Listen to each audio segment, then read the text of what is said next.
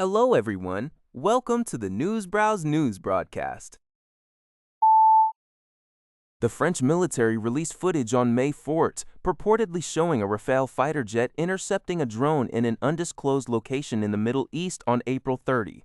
The video provided by the French Air and Space Force captured the fighter jet launching a missile towards the drone, which was subsequently seen falling into the sea.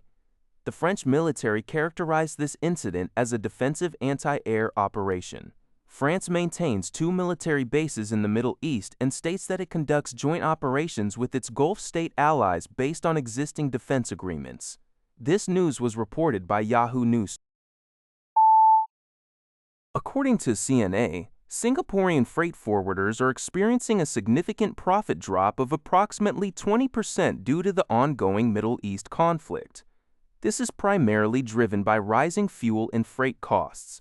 Shipments that typically passed through the Suez Canal, a vital link between Asia and Europe, are now being rerouted around the Cape of Good Hope in South Africa, extending delivery times from around 21 days to between 45 and 55 days.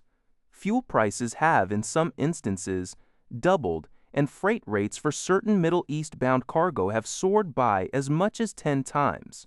To counteract these escalating expenses and maintain operations, some companies, like Penang Air Express, have introduced new fees of 31 baht sand descended delivery schedules for the foreseeable future. According to Fox Business, Meta CEO Mark Zuckerberg announced that the company's latest round of layoffs, affecting approximately 8,000 employees, or 10% of its workforce, is primarily driven by increased investment in artificial intelligence infrastructure.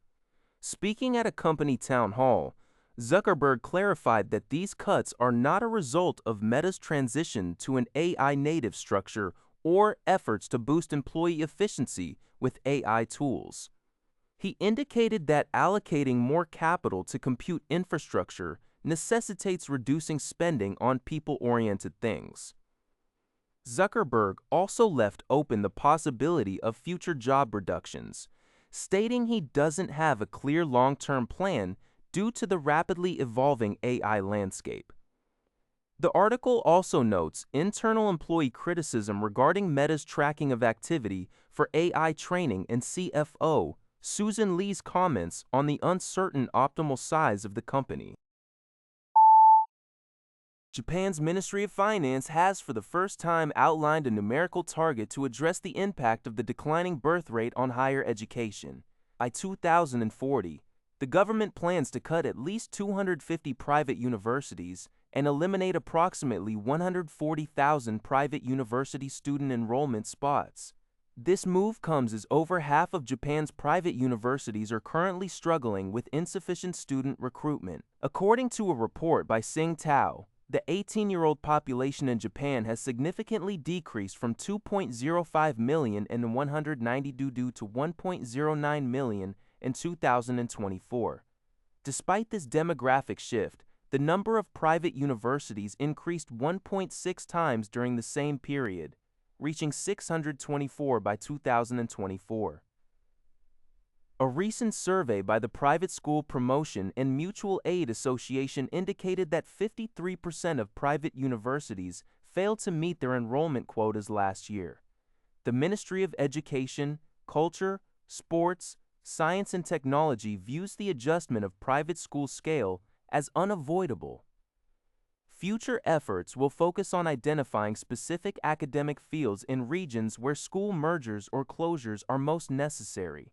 The plan includes leveraging subsidy allocations to prioritize support for universities with potential in growth areas like artificial intelligence and semiconductors, as well as those meeting local talent demands, thereby encouraging struggling institutions to withdraw from the market. US-based company Axoft has announced the first known disclosure of a brain-computer interface, BCI, implant trial in a patient in China, as reported by NTD News. This development highlights the intensifying global competition in neurotechnology.